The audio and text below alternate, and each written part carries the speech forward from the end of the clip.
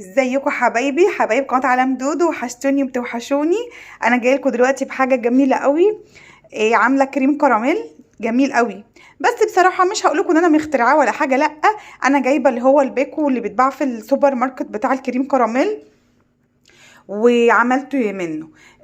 هو الباكو بيبقى معاه كيس صغنن كده فيه صوص الكراميل، والكيس التاني فيه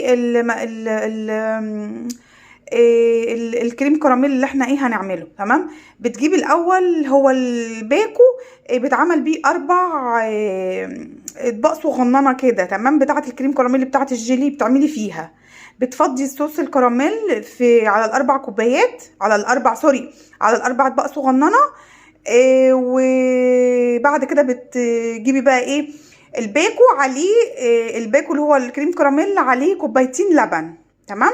بتحطي كوبايتين اللبن، وبتفرغي الكيس اللي هو كريم الكراميل اللي في اللبن، وتقلبيه كويس، وترفعيه على النار. لما يغلي تقلبي فيه 3 دقايق، وتطفي، وتصبي بقى في الاربع الاطباق الصغننه بتاعه الجيلي بتاعه الكريم كراميل.